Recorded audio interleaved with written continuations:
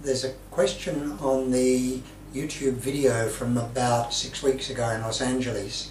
Somebody said, when I googled psychiatry, I got some decent medical websites, but when I typed psychiatry into YouTube, all I got was anti-psychiatry propaganda.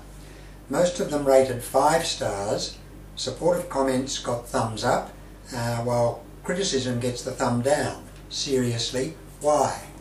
This is in fact a very serious question and it deserves an answer.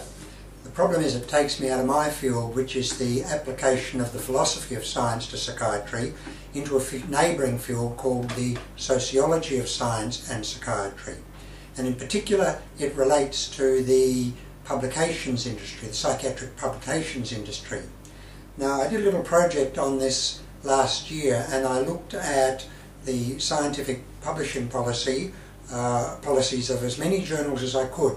I found 327 English language journals which were still publishing, and I checked each one of them to see if it had a scientific publishing industry.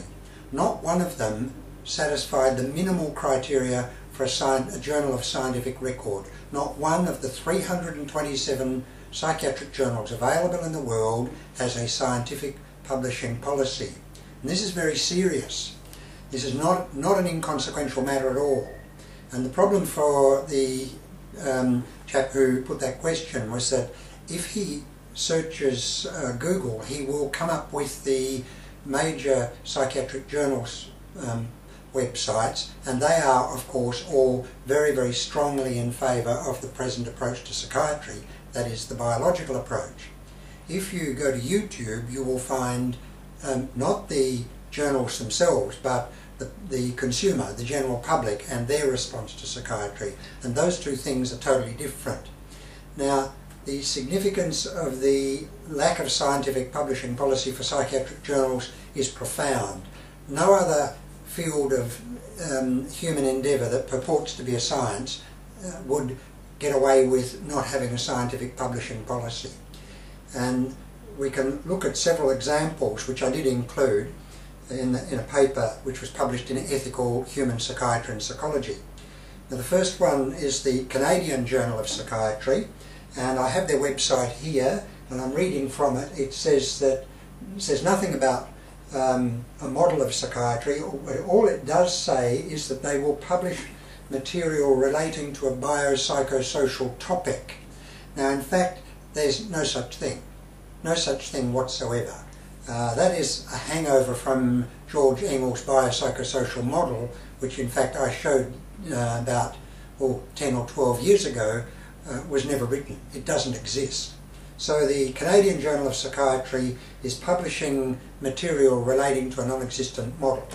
If you go to their instructions for authors, there is absolutely nothing that delimits what they can publish. It's essentially what the editor wants to publish. So I sent a letter to the editor, who's Dr. Joel Paris, and pointed this out to him. And he wrote back and said, of course, what I'd expected, that the journal policy is that they only publish letters which relate to articles published in their journal. So you can't publish a letter criticising the journal for a lack of a scientific publishing policy. So that's when I wrote this paper, by going through the 327 journals and showing that each one of them failed the minimum criteria for a journal of scientific record. And that's a pretty boring paper. It wasn't very exciting at all. And Dr. Paris wrote back and said that it didn't meet their journal's mandate, whatever that means. And also it was a bit unfocused, he said, which is a bit difficult because they prefer to publish stuff about Canadian psychiatry. So of course he wouldn't publish it. So then I sent it off to Ethical Human Psychiatry and Psychology, and they published it quickly. If we go to another journal, which is the one closer to home, this is the Australian and New Zealand Journal of Psychiatry, and I have the October 2009 edition. You turn to the back, just one page in from the back, information for authors. I'll just have to get my goggles so I can read this out to you. The publishing policy of this apparently scientific journal of psychiatry says, the acceptance criteria for all papers are the quality and originality of the research and its significance to our readership. There is absolutely nothing there about a model of psychiatry and nothing about it being a scientific journal. In fact, this could easily satisfy pretty well every journal in the world which is doing anything other than publishing recipes. Perhaps you could even get recipes in. The quality and originality of the research, well, you could have a journal for a film star's fan club, and its significance to our readership, well, that defines it for a fan club. It would define it for pretty well any political, social, fanatical, sporting or any other organisation in the world, and that allegedly is the publishing policy of a journal which purports to be of a scientific quality. This is absolute rubbish. The Australian and New Zealand Journal of Psychiatry and the Canadian Journal and the American and British journals and all the others do not have a scientific publishing policy. They fail the minimum criterion, which is to show that they have a formal, agreed model of mental disorder, and that is what the research is directed to.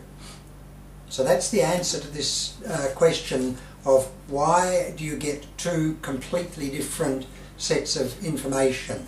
The answer is that the psychiatric journals are published essentially according to what the editor wants to publish, and that is the end of that. Of course, all editors say that they make their final decision. No correspondence will be entered into, and if you want to criticise them, then you cannot do it through the journals themselves. This is the very antithesis of science. Science is about criticism of the prevailing model, and the psychiatric publishing industry, the international psychiatric publishing industry, firmly prevents any criticism of their grip on the organs of power. And so it becomes a question of sociology of science, not philosophy of science. Why do people believe that they know what is best for everybody when science is about criticism? So that's the answer to that chap's question. Thank you.